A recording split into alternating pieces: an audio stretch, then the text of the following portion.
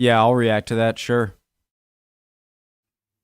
Hey guys, so in the comments of the other guy, the other bonfire night, Guy Fawkes night video I did yesterday, told me, I guess it was pretty misleading because it gave me the impression that you're celebrating the martyrdom of Guy Fawkes and like someone who stands up to authority.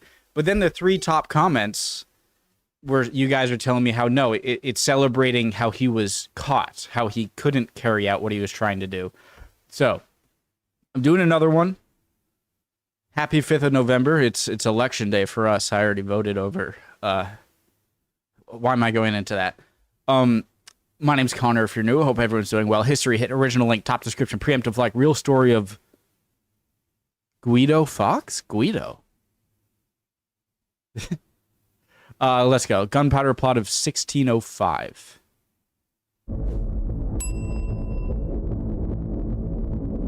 Let's learn. If you're not ready to learn, remember, 5th of November. Get out. Or just stay.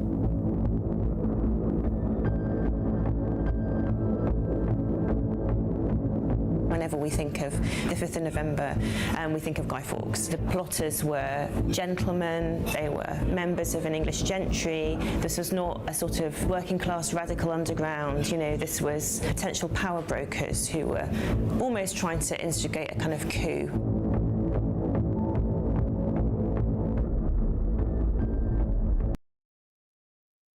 Well, what were their plans afterward? If it was a coup rather than just a statement, or like you're trying to kill the Protestant people in charge, or did they have some plan to like go around and try and get support afterwards? I feel like that's what you'd need. Oh, love British streets.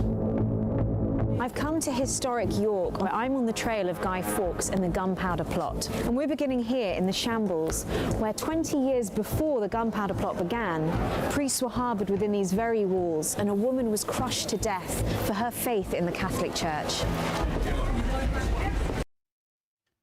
Like with stones?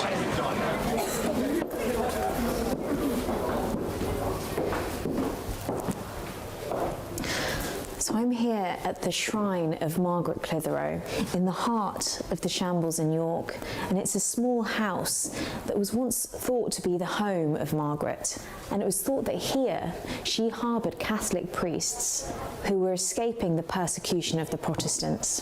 In 1586, Margaret was discovered. She refused to testify, and in doing so she martyred herself. As punishment, she was killed.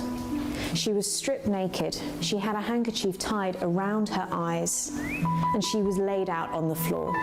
A sharp rock was placed beneath her spine, and her door of her own home was placed across her body. Then Actually, what would be worse? That'd probably paralyze you. So they put a sharp... Okay, so you lay on top of this sharp rock, and then they put it... It's interesting that they're using this method, because I think this is how... You ever heard of the crucible? I think that's more of American reading in English class, language and literature. But I believe the witches in the Salem witch trials over here, which I think happened around the same time, like early 1600s, were crushed to death. I think usually we think that they were like burned to death or something. I think they were executed by this method as well. piles of heavy rocks were placed on top of the door, and she was crushed to death over the period of 15 hours. It's horrifying. So this is the actual home of Margaret Clitheroe, just a few doors down from her shrine. Now, if you come and look over here, the door that stands here today is allegedly broken in two in homage to Margaret and her death. But it is said that the door that was placed over her body when she was crushed to death broke in two at the weight of the stones. Let's go inside and have a look. Steve, how was it that we found out that this was actually the location of Margaret Clitheroe's house? It's terrifying because, what keeps us from doing punishments like this? I'm trying to find where the thing. You know? I say this a lot. I'm trying to say that we are genetically not much different than the people 400 years ago. And so clearly society is the only thing that has changed us into not doing barbaric punishments for crazy reasons. But it's a reminder that, like, this is what we would do in, like, if, you know, a certain breakdown of society. Kind of terrifying. They used to come back a lot. The shrine out that this was actually the location of Margaret Clitheroe's house rather than the shrine over the road. Well, it's just what was told to us, really. You get a lot of people of the Catholic faith going by, the old guys, and they used to come by the shop and say, that's where Margaret Clitheroe used to live. Part of the local history, really. You even are lucky enough to have had the original priest hole that was hidden within her house behind the fireplace. So she was arrested for harbouring Catholic priests and subsequently martyred for it, killed for it. And this is a little glimpse into what was the priest hole. Yeah, that's a little hole that's been put there afterwards, obviously, for people to see. So this is where she actually harboured the priests. Because it goes the full length of the house, and it had a ladder. It's reasonable to assume that they would use it, as most priest holes, I think, were used as escape routes, not as hiding places, to escape. The other thing I've been told was that in those days the authorities used to go into buildings and stand there and just listen. Oh, wow. See if they could hear anything. So it probably wouldn't have been a good idea to sort of like stay in one place for 3 hours, you know, trying not to make a noise. So we can assume basically that they'll either escaped or gone right up to the very top into the rooftops to get out of the way and not make any noise and not leave any trace. And that was by the original fireplace, which is round the corner. Let's go and take a look. I would assume if they're checking for Catholic priests in a certain house they suspect of harboring them, that they would encircle the house with guys to see if anyone tries to escape, right? So, I mean, maybe not.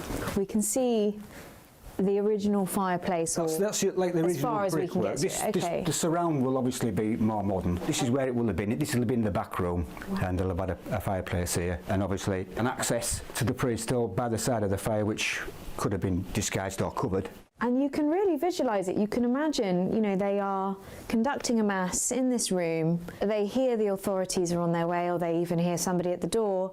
Yeah. And the priest opens this panel, what literally escaped up a ladder to the top of the house. What a wonderful history to have inside your shop. The home of a former saint, you know, it's an unusual place. And we get a lot of people coming in from all over the world asking about her.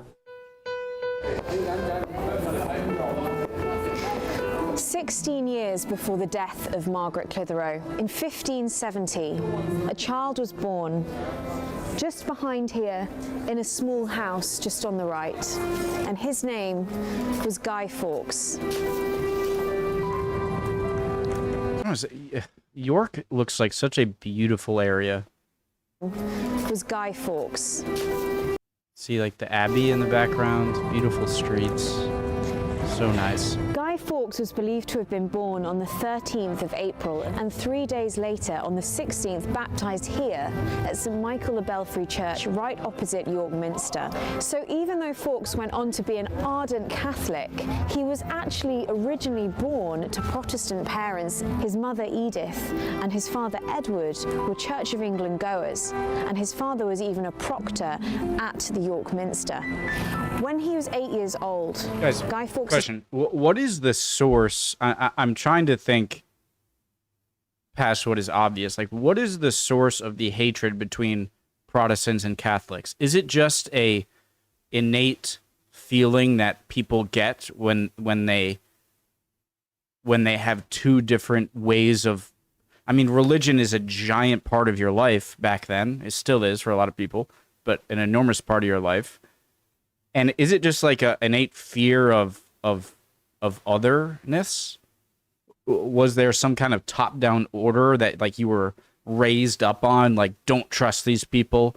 These people are bad. Like, Catholics are bad or Protestants are bad, depending on if you grew up in a Protestant or Catholic family. I really want to know, other than just well, they're different religions, they don't like each other. Like, how is it enforced so much that, like, that you'll kill each other, or like you have to hide people? It's so strange I'm not a religious person even in today's age, so it's hard for me to really think about it. And so I know it was a huge part of their life, and there is always a lot of violent religious conflict when it comes to human history, but just were they just grown up teaching to just not trust and hate the other kind of Christianity? His father died, and his Minster. When he was 8 years old, Guy Fawkes' father died, and his mother remarried a Catholic man. And it is possible that through this remarriage, Fawkes was introduced to Catholicism, which became such a big part of his later life. Or was it like a fear of hell or something that, you know, they're following the religion wrong, and if they influence my kid could go to hell or won't go to heaven or something like that? I would just want to know how much of it is a sort of spiritual religious fear and how much of it is a cultural difference fear. Does that make sense, guys? Introduced to what I'm trying to ask? Which became such... sorry. It's possible that through this remarriage, Fawkes was introduced to Catholicism, which became such a big part of his later life. I mean, we don't really know that much about Guy Fawkes, do we? So you can sort of make him into whoever you want. I think that's right. I mean, I think Guy Fawkes, what we do know about him is that he's something of an outsider. He was born a stone's throw from York Minster. He would have spoken with a strong Yorkshire accent. He would have been sort of quite a distinctive presence. He was a soldier. He was a professional soldier. He's brought into the plot as being a radical voice, as being a man who's prepared to kind of light the fuse, who's being prepared to wait there with the gunpowder in the Palace of Westminster. He's a very different sort of figure from Catesby or Winter. But one of the things that really intrigues me about Guy Fawkes is something that also intrigues me about Margaret Clitheroe, this woman who was pressed to death in York, and both of them are converts to the Catholic faith. And I think that's something that even historians haven't picked up on. I've come to St Peter's School, where Guy Fawkes studied as a child. It is possibly here, under the influence of his headmaster, John Pullin, that he converted to Catholicism. John Pullin secretly supported the Catholic faith. My freaking attention span is like, oh, nice. John Pullin that he converted. It is possible. I've come to St Peter's School, where Guy Fawkes studied as a child. It is possibly here, under the influence of his headmaster, John Pullin, that he converted to Catholicism. John Pullin secretly supported the Catholic faith, and his departure as headmaster was shrouded in mystery when he was replaced by somebody who was more obviously a Protestant. St Peter's itself has a really interesting history. It's one of the oldest schools in England, and they celebrate Bonfire Night a little bit differently. As Guy Fawkes was a former pupil, they have a little bit more respect for him here, as they do really in the whole of York. I'm going to speak to Hannah Hamilton. She's going to tell me more about Guy Fawkes as a pupil and about the history of the school. It's a real pleasure to have you and to be standing... Okay, so there is a little nuance around Guy Fawkes. So mostly he's seen it as a celebration of his failure, but there's a little nuance there. Okay. The history of the school. It's a real pleasure to have you and to be standing in front of this wonderful portrait of the man himself, Guy Fawkes. What do we know about his time at St Peter's School? We don't know a tremendous amount. The school at that time was based in the Horse Fair, which is a patch of land about half a mile away from where we are now, and is now a coach park where all the tourists will start and finish their trips into York. Not so glamorous. Not very glamorous at all. We do know that as a school, it was a school that was attended by a lot of the sons of some of the leading men in the county, so he would have been in the company of some people who were very, the sons of those who were very powerful. The headmaster at the time when he was here was a man called John Pullin, who was believed to be a Catholic sympathiser. Certainly we think that it's probably during his time here that Guy started to develop those sympathies, and it's notable that John Pullin left under something of a cloud, or certainly it was shrouded in mystery, and when they appointed a successor to him, it was with the proviso that he could stay as long as he behaved himself, which has been interpreted by some people as long as he doesn't turn into a Catholic sympathiser. He was the most famous member of the school. But there were actually some other pupils who were also Catholic sympathisers and potentially even members of the Gunpowder Plot. Who were they? Well, we know that certainly John and Christopher Wright, two brothers, they were definitely pupils at the school here, and they went on to become part of the Gunpowder Plot. Oswald Tessiman was also thought to be a pupil here, as was also, we think, Edward Oldcorn. Oswald and Edward were both implicated after the plot. So certainly three of them, maybe as many as 5 who were involved in one way or another. And did they share a similar fate? Certainly Edward did. Oswald, I think, managed to survive a little bit longer, but he lived under fear of discovery for the rest of his life. I find it really interesting the way that you celebrate, or probably more accurately say don't celebrate Bonfire Night, which everybody else in the country, that's this huge event. It's the celebration of the fact that the Houses of Parliament were not blown up, that the plot was discovered, and actually Guy Fawkes is considered to be Britain's greatest traitor, whereas in fact at St Peter's School you see it a little bit differently. Yes, I mean he was a former pupil, so I think that gives us a slightly different view on things. We do have a fireworks display, but it's something that we want to mark. It was a really important moment in British history, regardless of the outcome. It was really important. What we don't do is have a bonfire, and we no longer burn a Guy. We have in the past burned topical figures, although never a Guy Fawkes figure on a bonfire. And these days it's just the fireworks. What is Guy Fawkes' legacy? And around York, I mean, it seems a little bit... It's interesting, and it does show you how incredibly important this event was, that a failed event is so well remembered. I think is a little, says a lot. Maybe I'm wrong, but right now I'm thinking, wow, you have a giant celebration about something that didn't happen, and I know why, but still, the fact that it was a failed plot and it's celebrated is still kind of strange to me.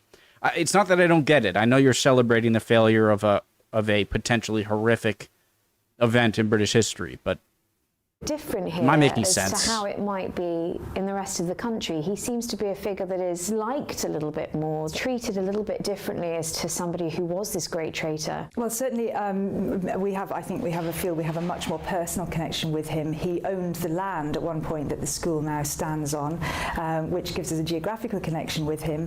And I think because he was a pupil here, it gives you a different point of view when you remember. Guys, so when you ask American, name a traitor in American history, we think Benedict Arnold. I mean, Benedict Arnold is almost like a synonym for traitor. And so, if you picture traitor, is that kind of what you think of Guy Fawkes? That this man, because he was a pupil here, it gives you a different point of view when you remember that this man who was hated and feared and tried to do terrible things was also at one point a young boy, and he was a school pupil, just as all of our pupils are here today. So it does give you a multidimensional way of looking at something awful. I think. Well, you can say that about any figure that in the city. We are very, very lucky in York. There is so much history, and it's such a wonderful city. Not looked so he upon is just one of many characters, but he is all around us. We can even have a drink in the pub that's named after him. I think that one of the York figures that I would actually like to know more about and his involvement in the plot is actually one of Guy Fawkes' school friends at St Peter's, who's called Oswald Tessiman, and he's a Jesuit. And I think he's very much on the outer fringes of the plot, but he writes an account of the Gunpowder Plot, obviously from a Catholic perspective, after it's discovered. But it does reveal that there are other figures than Guy Fawkes in York who are important. But of course, York is a great centre of survival and indeed revival of the Catholic faith, but it's also the centre of the establishment of the north of England. It's the centre of Protestant government in the north of England, and the Council of the North meets just over the road in King's Manor from where Guy Fawkes was baptised. And so in a sense, you would have seen if the Gunpowder Plot had actually succeeded in blowing up the Palace of Westminster, you would have seen the government in the north, based at King's Manor, attempting to rally forces presumably loyal to the young Charles if he has survived the explosion. But you'd also have seen presumably York and Yorkshire Catholics rallying to the Gunpowder plotters themselves. So I suspect that York itself would have become a kind of fulcrum of that religious tension, that religious civil war that might have unfolded in the days and weeks following the, as it were, successful Gunpowder plot if the gunpowder had gone off.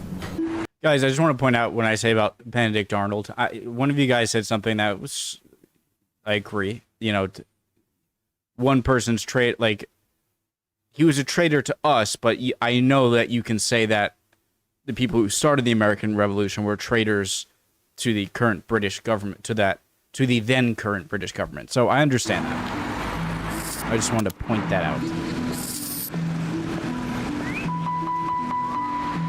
King's Manor has always played an important part in the history of York.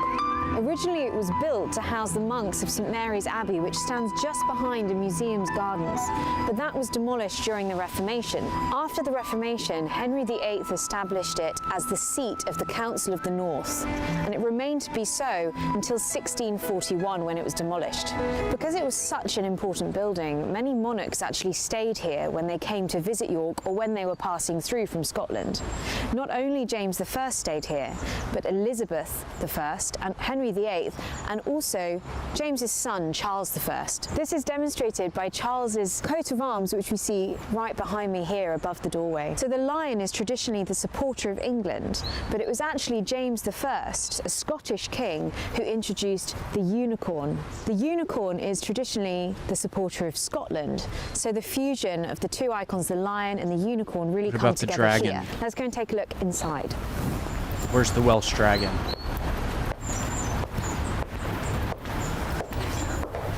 In the spring of 1603, Elizabeth I died. To succeed her, she only had James VI of Scotland, who became James I of England, the son of her beheaded cousin, Mary, Queen of Scots. On his way from Scotland to take his position of King of England, James travelled through York and stayed here at King's Manor, just around the corner from the birthplace of Guy Fawkes. So the man who tried to end his life was born just steps away from where he stayed in this city. The English people were initially positive about inviting James down to rule England from Scotland. They thought he was going to be a peaceful king. They thought that the oppression of Catholics would be over and that he would be more accepting of the Catholic faith. In fact, under James's rule, more and more Catholics were becoming persecuted, which led to figures like Robert Catesby and Guy Fawkes rising up against him and planning the Gunpowder plot of the 5th of November. These gentry leaders, you know, they had charisma. They were leaders of men. They'd seen some military service. They were leaders in their local communities. They were people to whom the local community looked up and people respected them. And that's how the Gunpowder plot might actually have worked. I mean, blowing up Parliament wasn't enough. They then needed to lead a rebellion in the English provinces. And presumably they felt a right to power as well. I mean, you know, most English gentry families have a sense of authority, a sense of their position in the world, and I suppose if that power is repeatedly curtailed through the restrictions that are placed on Catholic families, that's going to create a sense of injustice in a number of ways, not just a kind of religious injustice, but also personal and a social. I suppose it's not as crazy as I might have thought. I mean, it seems just more of like an attack, knowing that, you know, even if you get away, you're probably going to be tracked down if you blow up Parliament, if they were successful. But I guess all you really need is a little ray of hope to show a lot of people around the country that, hey, a lot of these people just got killed that were in charge of the government. And so any sort of hopelessness that some Catholics or Catholic sympathizers might have had might give them a window to be like, okay, maybe we can revolt right now. So I guess it's not as crazy as I originally thought of an idea. You're not able to. It's not just a kind of religious injustice, but also a personal and a social and kind of political injustice that you're not able to take your rightful position of power. It's the sense that this is what the Reformation does. It excludes a whole category from society, and it doesn't just come down to Catholic priests being hidden out in the shambles in York. It's also at the local level, lots of families who have held power, have held influence for hundreds of years are then frozen out. They're no longer church wardens, they're no longer magistrates, they're no longer lords lieutenants. They're frozen out of county society, but they're also excluded from the court. And that means that they can't get that counsel to the monarch, they can't advise the monarch. And of course, this is another reason for why gunpowder happened when gunpowder happened, why 1605. It's because Catholics had really hoped that things would get better when James VI became James I. Not because he was a Catholic, far from it, but because he was somebody who talked a lot about religious peace. He called himself the Rex Pacificus, Understandable. the peaceful king. And Catholics believed this, and that once Elizabeth was dead, that James would bring some sort of toleration to Catholics, and because that's the kind of language that he talked. And then when he came to the throne, he did nothing of the kind, and indeed, persecution of Catholics actually ratchets up a bit. And then Catholics, I think, wake up to the fact that within a generation, their faith is going to be wiped out, and their families are just going to be fined into non-existence.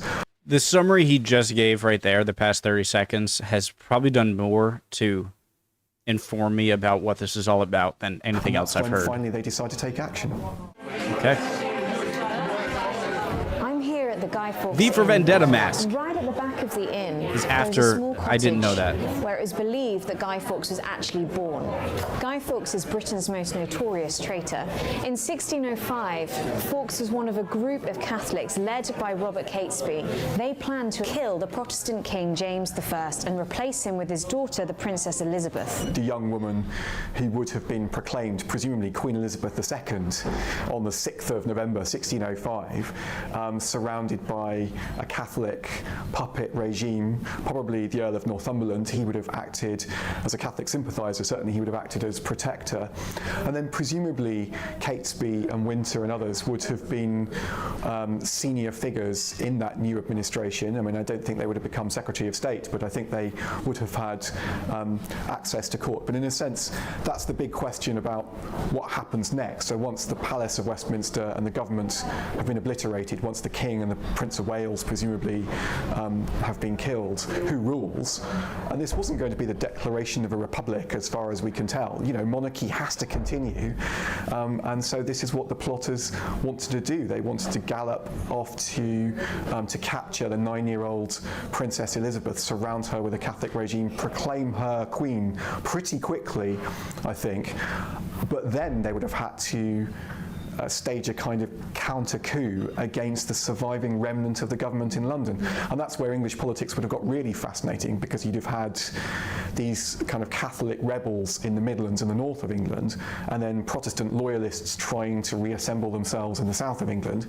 And then you might have had some kind of a religious civil war. And of course, that's pure speculation, that's counterfactual history. It would have been fascinating to see the politics assemble around the Princess Elizabeth, and also the very, very young Prince Charles, Duke of York, the future Charles I, who might have become a loyalist figurehead in this kind of war of the Stuart princes. The plotters stored 36 barrels of gunpowder underneath the Houses of Parliament with the intention to kill not only the king, but the entire Parliament. Originally, Parliament was meant to be held in July, so the plotters were sat on all of this gunpowder for over 3 months. Eventually, on the night of November the 4th, Guy Fawkes settled down in the Undercroft, armed with a watch and a slow match, ready to ignite the vast supply of gunpowder. I mean, there's not much discussion of this actually in the history, which is interesting. Was Guy Fawkes going to light the fuse and just wait there and see that the gunpowder blew up and, in a sense, martyr himself for the Catholic cause? Or was he going to run and join his fellow conspirators outside of London? And I think he was going to run, because when he was arrested in his spurs, suggesting he was, he had a horse waiting, and as soon as the slow-burning fuse was lit, he was going to kind of hurtle out of the Undercroft underneath the House of Lords. I would like to know, given the yield of the explosives, if it had gone perfectly and the people that they wanted to be in Parliament, were in Parliament, and they set the bomb off. Given the amount of gunpowder that was there, do you think it would have killed everyone inside? Like, without a doubt, was there just that much? Or was there a large chance that only a certain amount of people would be killed and not everyone? He was going to kind of hurtle out of the Undercroft underneath the House of Lords, jump on a horse, gallop north, and watch the explosion from a safe distance. But the question about why Guy Fawkes is a radical is a very interesting one historically, and I think it could come back, and this is cod psychology maybe, but it could come back to the fact that he's a convert. He hasn't inherited his Catholicism. He's converted to quite a new kind, a more radical kind, a more uncompromising kind of Catholicism. And just like Margaret Clitheroe, who's prepared to be pressed to death in order not to reveal the whereabouts of Catholic priests, I think that Guy Fawkes is prepared to go further to prove the depth of his genuine Catholic faith, because he's not inherited it. He doesn't have that automatic Catholicism that he's inherited through generations of family like Catesby and Winter have. As he snuck out around midnight, he was arrested and the plot was discovered. Guy Fawkes was taken directly to the Tower of London, where he was interrogated under torture, but he remained defiant, even using the name John Johnson to disguise his true identity. When asked what he was doing with the huge amount of gunpowder, he responded... It's comical to me because, I don't know, maybe that was a better name for the time period, but that sounds like the most comical fake name ever. Like, what's your name? John Johnson. Okay. That it was to blow you Scotch beggars back to your native amount of gunpowder. He responded that it was to blow you Scotch beggars back to your native mountains. On the 31st of January, Guy Fawkes was literally dragged to Westminster, where his fellow plotters were hung, drawn and quartered.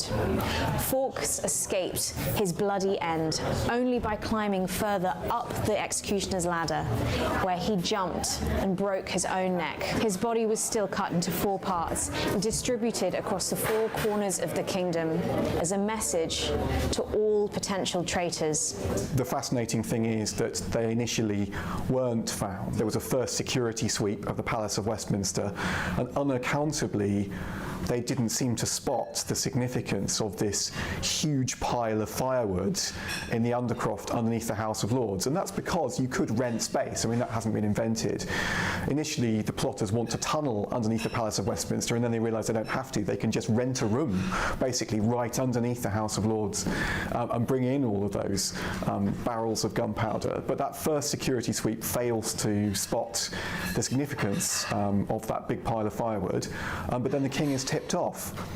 And he's tipped off through somebody right on the fringes of the gunpowder plot, who doesn't want to tip off the king, I think, but wants to tip off a Catholic peer, who of course would have been there in the House of Lords for the state opening of Parliament and would have been Blaine's Kingdom Come Along. Oh my God.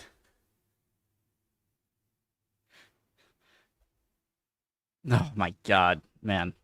So it was a mistake. So the whole thing, shouldn't they be celebrating him? Oh God. I think this was a bit bigger than, I mean, I don't have a dog in this fight or whatever, but man, you screwed the pooch there, man. With everybody else. So in a sense, the plot itself isn't blown in order to ruin the conspiracy.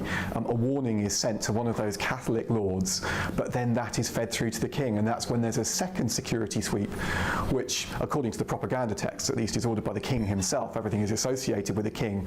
The king can kind of see through this plot, and that becomes a very important theme in the propaganda distributed after the... Why did you do that? Why not send him a letter that's like, please come back, your wife is dying or something. You need to come back right away. And then catch him and be like, hey, that's not real. I'm just trying to say, don't stay in there, okay? Gunpowder plot. But, you know, the ins and outs of that are quite difficult to understand.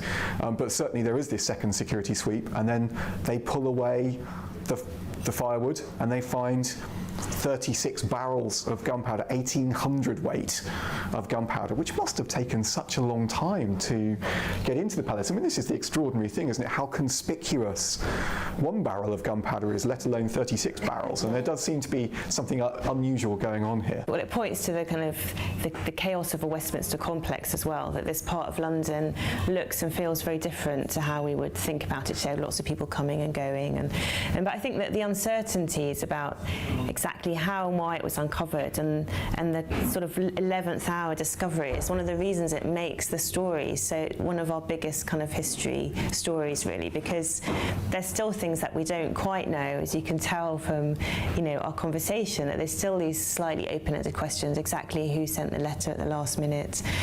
Why didn't they find them earlier? Why was it only at this kind of exactly why that's the way you do it. All right, I don't have any reason to hate anyone who would ruin this plot. Obviously, it's just thinking about if you were making a plan and someone messed that plan up that stupidly. It's just infuriating. 11th hour discovery. We don't really know. Either he was a little stupid and really confident they wouldn't get caught, or it was on purpose and disguised in a way that I don't know. At this, kind of 11th hour discovery, we don't really know all of the details of those answers to those questions, and so that provides the possibility for us to kind of continue to imagine, really, and to try and find the answers. So from there, we have the phrase, remember, remember the 5th of November. But in York, even though Fawkes is considered Britain's greatest traitor, he's also considered a huge part of the city of York's history. That's cool. Thanks for watching this video on the History Hit YouTube channel. You're going to love it. You can subscribe right here to make sure you don't miss any of our great films that are coming out. Or if you are a channel, historyhit.tv, you're going to love it. Sorry. That was very informative, and I feel so much more confident or comfortable about this subject after this video than after any other 5th of November bonfire night, Guy Fawkes night video that I've watched in the past. So love it. Love you guys. Hope you're all doing well. Would appreciate any comments down below. And I'll see you guys next time, all right? Bye. Be safe tonight. Have fun.